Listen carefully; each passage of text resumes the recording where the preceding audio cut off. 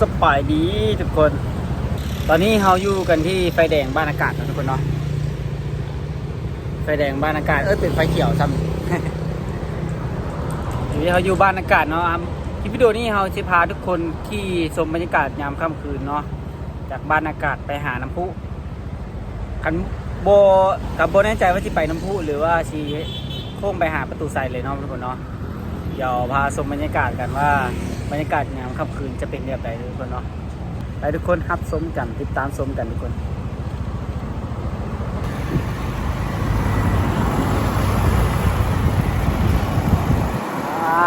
อยู่บ้านอากาศได้ตรงนี้ทุกคนนี่ละวัดที่นี่ก็วัดหลายเลยทุกคนวัดหลายนี่บรรยากาศยามค่ำคืนเนาะประมาณ7 โมงป่ายนะคน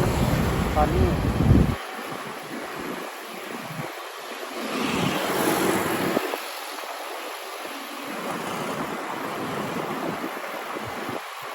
ผมว่าเป็นระยะทางเท่าไหร่เนาะทุกคนเนาะจะขี่ไปเรื่อย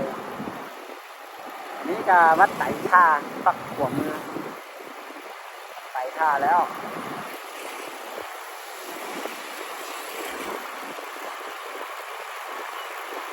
เป็นบรรยากาศน้ำค่ำคืนกันเมื่อนี้เพิ่นบ่ได้ไฟเลยแถวนี้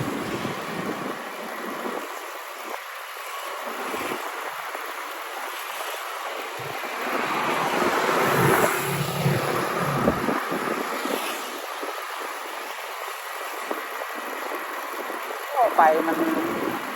สะท้อนแสงมันขึ้นมัวๆนะนี่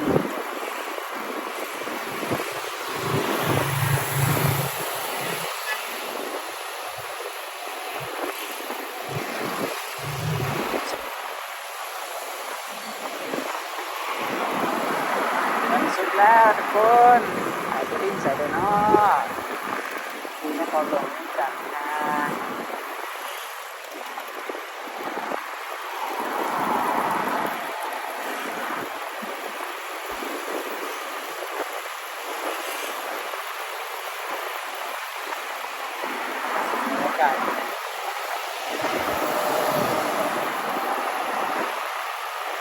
นี่ก็เช็คเลยทุกคนเช็คมารีน่า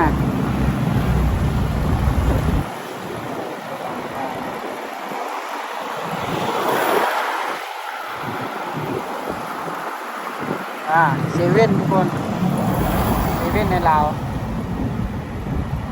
แล้วก็ให้เป็นแห้งทั้งหมดเนาะ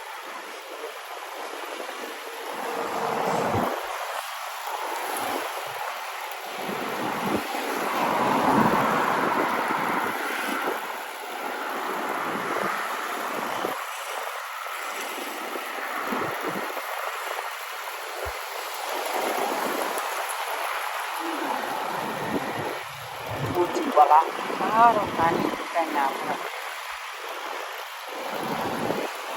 ชมบรรยากาศไปเรื่อยทุกคนเนาะตามทาง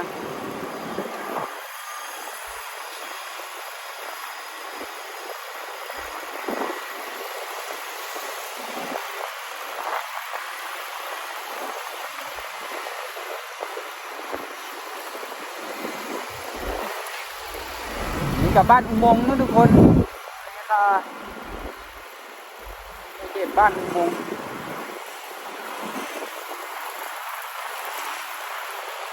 บรรยากาศเขตบ้านอุโมงค์นะทุกคนเนาะร้านอาหารร้านอาหารวัดบ้านอุโมงค์นะทุกคน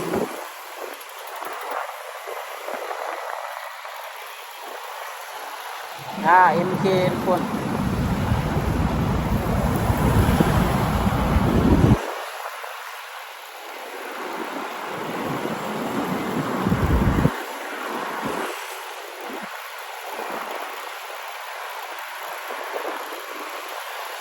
ตาท่าเนาะโอ้นบ้านตาท่านี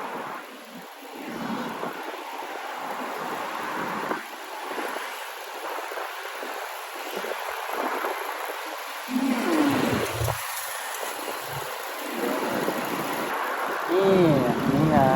เก็บเยอะคนเพราะมันเปลี่ยนชื่อเป็นอย่างนั้นเด็กตัวนี้ เ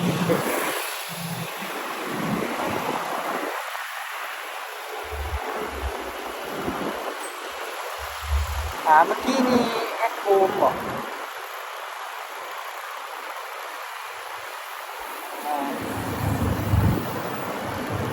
มาร์คทูพับมาร์คทูเนี่ยทุกคนซอยเขาพับมาร์คทู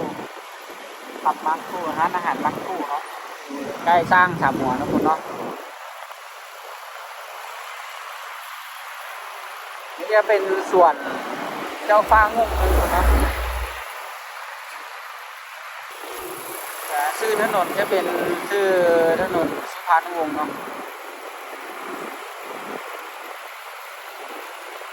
อันนี้จะเป็นโรงแรมแม่กอกนะโรงแรมแม่กอก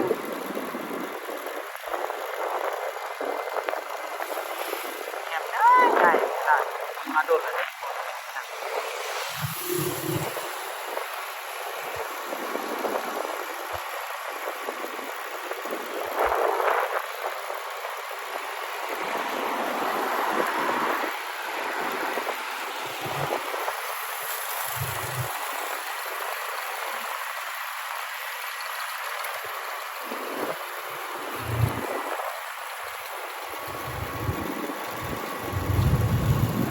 ไฟแดงทุกคนอันนี้ธนาคารใหม่เนี่ยคุณธนาคารพัฒนาลาว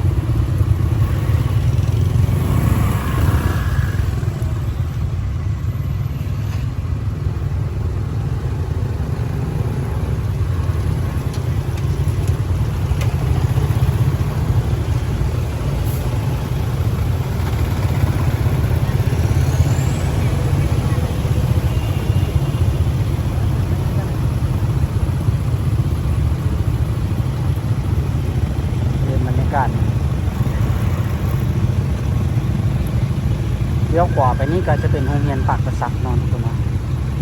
ปากกระสักจะโค้งไปแก้มของบนตลาดถนนคนเดินนั่นนะ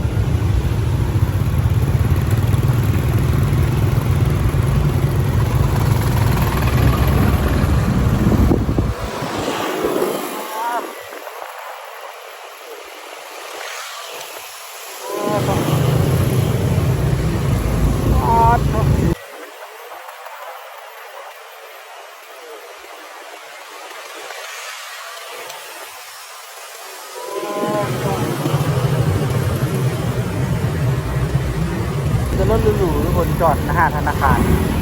ยังโหด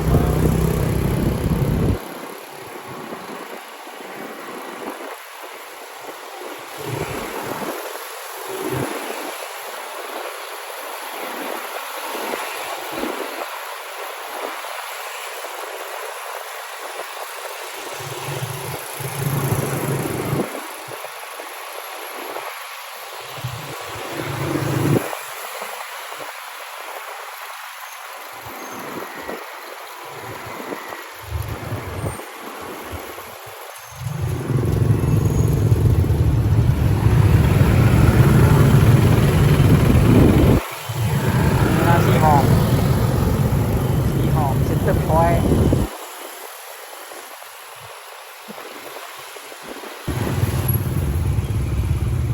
วัดอินแปลงเนาะเดี๋ยววัดอินแปลงทุกคนวัดนี้ก็เป็นวัดอันนี้ก็วัดเรียนติดกัน3-4 วัดเลย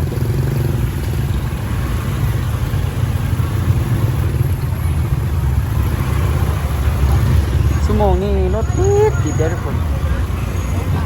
เดี๋ยววัดอินแปลงนี่นะบอนไฟแดงนี่นะรถติด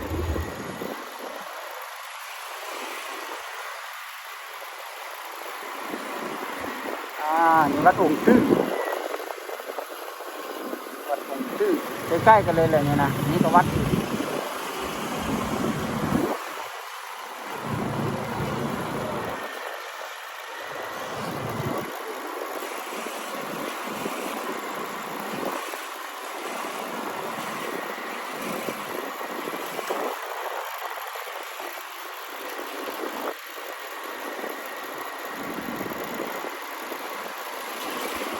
นี่ก็วัดอีก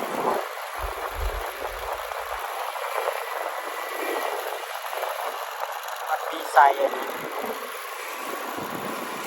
ขี่วัดแล้วเนาะขี่รถมานี่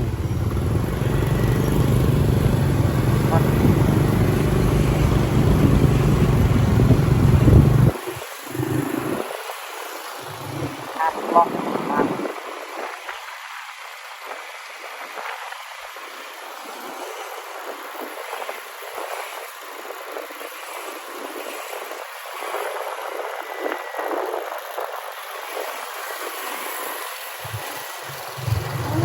อันนี้คนหลายได้ไหมนี่ปกติไม่ได้หลายแต่นี่มีน้ำพุทุกคน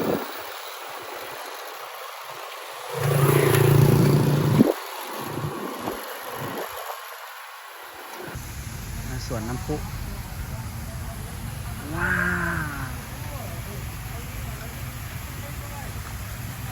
ต้องเปิดใหม่ๆเฮ็ดแล้วใหม่ๆนะคนเขาเจ้ามาขี่สเก็ตนี่หลายเลยคนบุหัวปัจจุบันนี้เขาจะยังขี่บ่ที่บ่ขี่เลยเนาะตาเบิ่งขึ้นมันนี่ก็ทุกครั้งเลยละ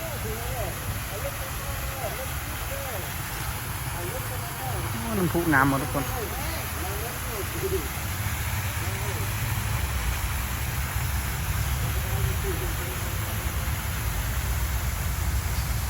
ไฟทางนอกนี่เพิ่นบ่เปิดเนาะประหยัดไฟ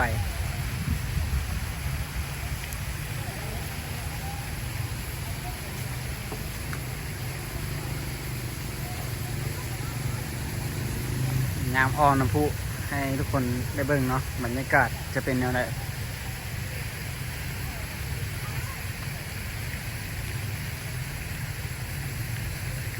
งามโอ้ลองลง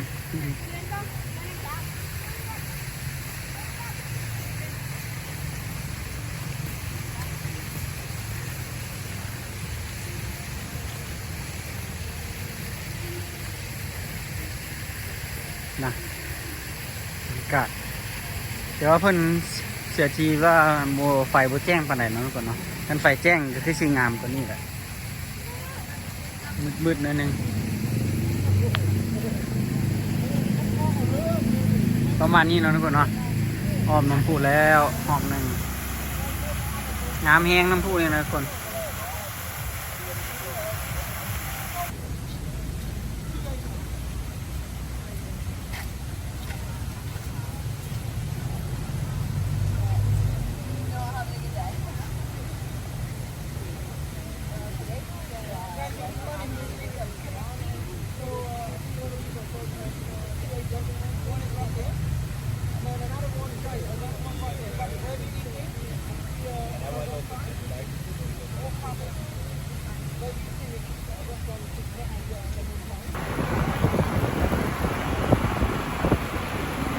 นั้นทุกคนเนาะเขาออกมาจากน้ำพุแล้วเนาะไฟแดงทางหน้านี่ก็จะเป็นหอคำเนาะบนขวามือเนาะเป็นทำเนียบของรัฐบาล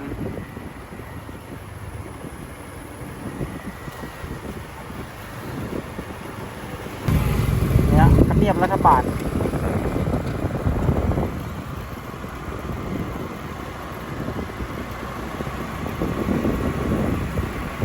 บรรยากาศกลางค่ำคืนนครหลวงเวียงจันทร์เนาะทุกคนเนาะงามบรรยากาศวันนี้ก็เย็นเลยทุกคนอากาศเย็นบ่ร้อนเนาะบ่เอา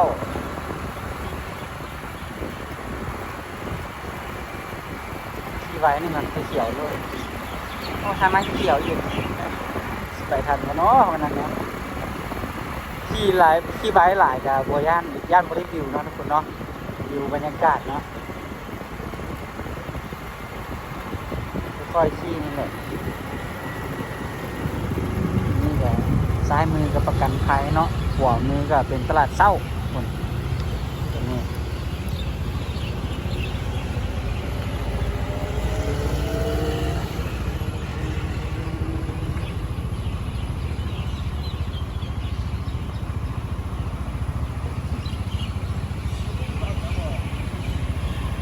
ทุกคนไปกันต่อไปเกี่ยวแล้ว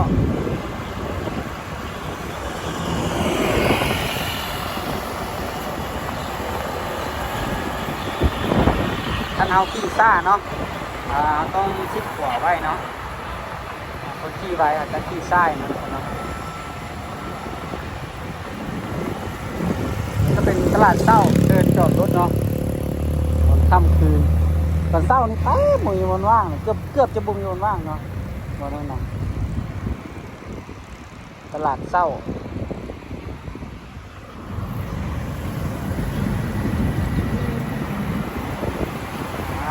ขี่ชมบรรยากาศกันต่อทุกคน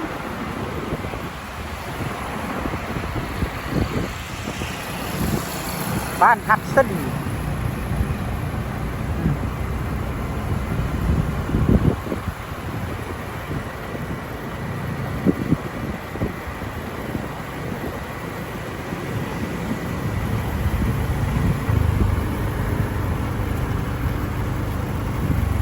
ไฟแดงตัวนี้เลี้ยวขวานี้จะไปดงปลานะทุกคนเนาะเลี้ยวขวาไปอีกนี่ก็จะเจอไฟแดงอีกต้องมันไปซื่อเท่านั้นนะ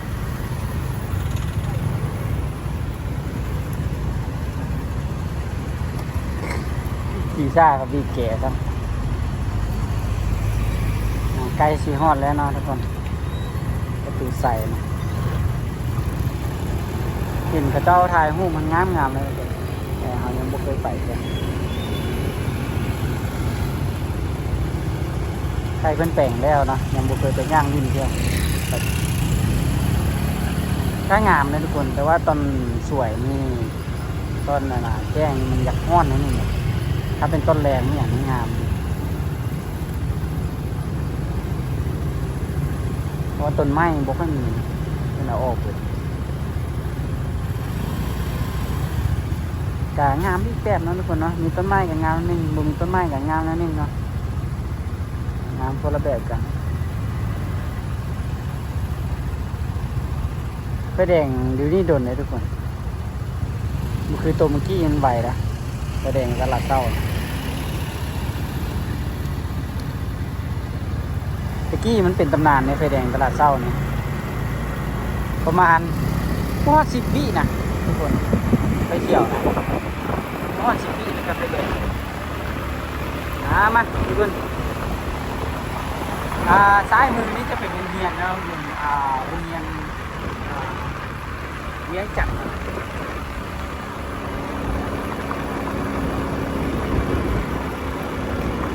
นี่โรงเรียนนี้ดังเลยทุกคน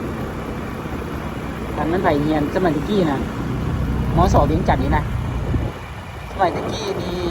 ทางไผ่ที่โรงเรียนนี้ถือว่าสุดแล้วทุกคนม.ส.เลี้ยงจักร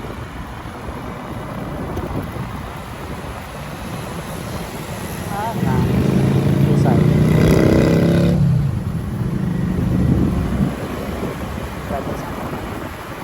มั่วนี้มันกระชี้กันอย่างนี้เป็นล้อมั่วไปแล้ว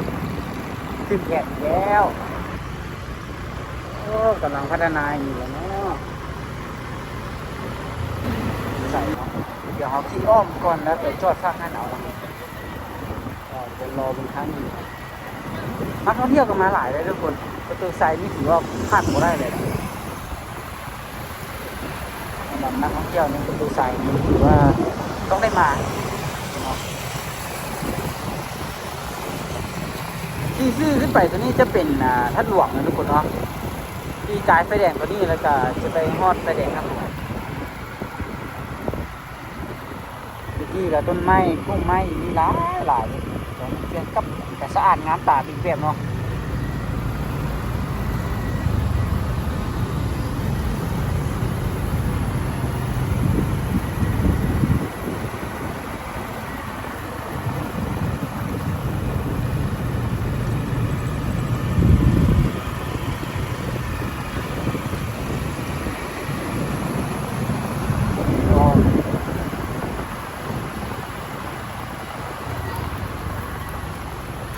เป็นฟุตบาทนี่ซะทุกคนงามเนาะขี่ซ่าแล้วขี่ตามถนนเสี่ยวอ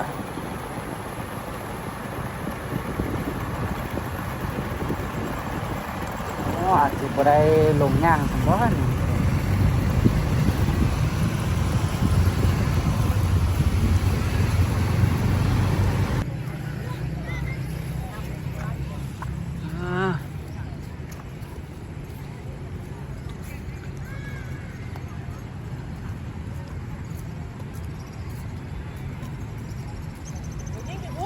หรือว่า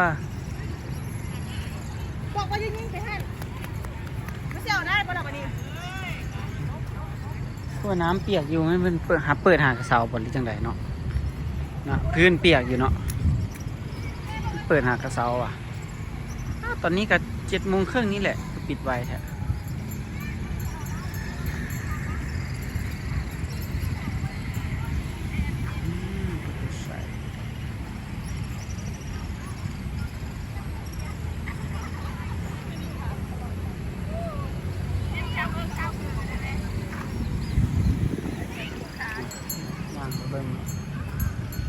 รถจอดหันกับเสียวๆเนี่ย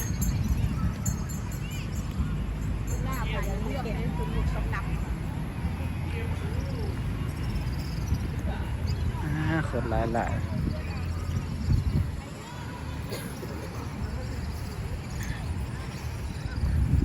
ต้นไม้ออกไปแล้วก็รู้สึกว่าลงแบบสะอาดขึ้นนะเนาะจะ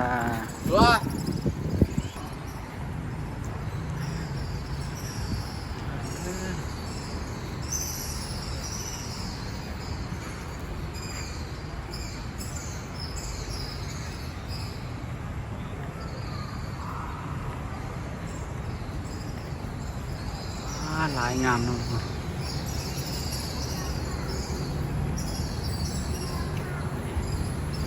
โอ้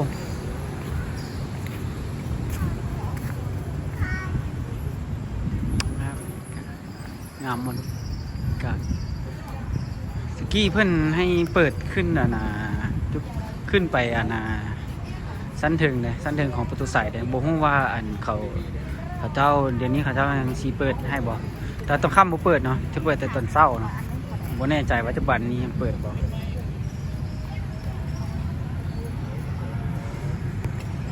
มื่อกี้มีต้นตาล2 ฝากเลยทุกคนถ่ายรูปกับงามอีกแบบเนาะบ่มีกับงามอีกแบบนี่ก็ส่วนนี้เขาเจ้ามักมาถ่ายรูปเลยทุกคนงาม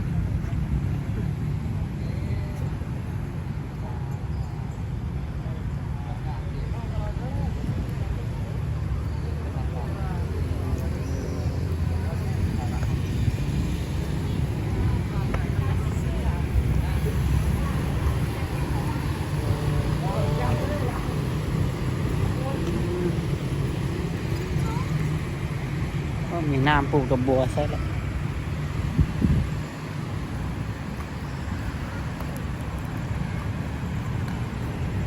เนี่ยบรรยากาศประตูใส่นะทุกคนเนาะ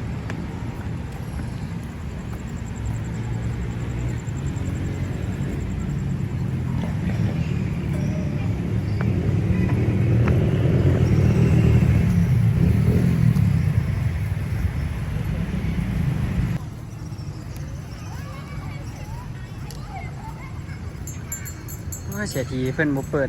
น้ำพุเนาะไม่ให้เบิ่งน้ำพุมันงามเลยนี่ก็เป็นประตูใส่ที่ปรับปรุงแล้วนะทุกคนเนาะก็หลายคนก็มาถ่ายคลิปให้เบิ่งแล้วเนาะเอามาถ่ายซ่าแล้วนึงก็ว่าเป็นยังทุกคนเบิ่งน้ำกัน อีกเทื่อนึงเบิ่งน้ำกันอีกเทื่อนึงเดี๋ยวบรรยากาศแต่งฟังกลางคืนเนาะว่าบ่ฮู้ว่ามีคนมาถ่ายแล้วบอกต้องคำเนาะ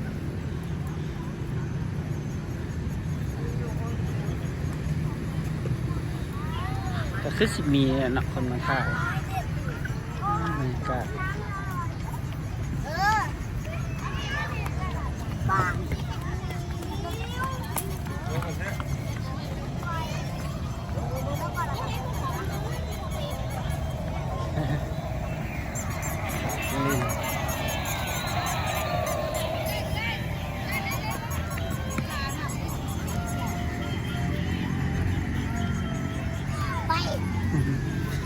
พาลูกพาหลานมาลิ้นหลายเนาะเด็กน้อยหลายมีคนมาขายข้างลิ้นอยู่นี่เลย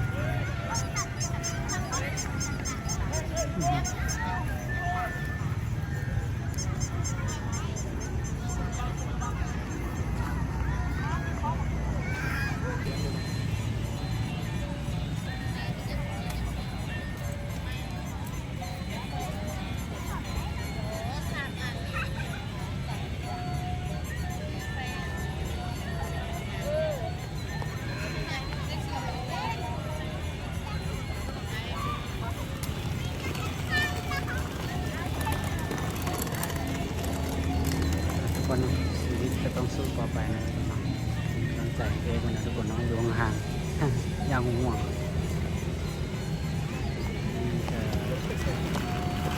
หอบลูกไปนำขายเครื่องไปนำนะทุกคนเนาะอีดูต้นหลานอยู่เนาะบ่ได้ลงแล่นลิ้นน้ำมูเลยแล่นลิ้นยางลิ้นน้ำมูเนาะเท่ตลอดนี่จะขายเครื่องเนาะไปไหนได้มัน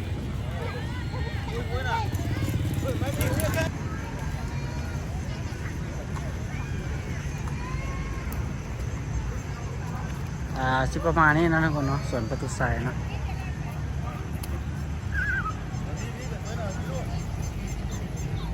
อันนี้ก็เป็นตึก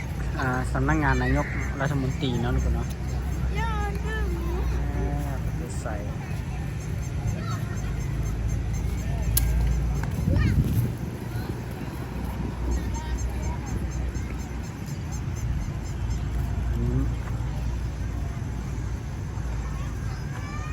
เนาะหลายคันคนใดที่ยังบูฮู้เนาะมาประตูใส่เนาะไปกินน้ำปั่นน้ำกาแฟหรือขนมอยู่ห้านั่นเนาะนั่งอยู่ห้านละถ่ายรูปมาด้านประตูใส่งามงามทุกคนตอนเช้าแล้วก็เนาะตอนเช้าตอนบ่ายตอนสวยตอนหัวแรงได้หมดนะบ๊ายบายทุกคนเจอกันคลิปหน้าอยู่งาน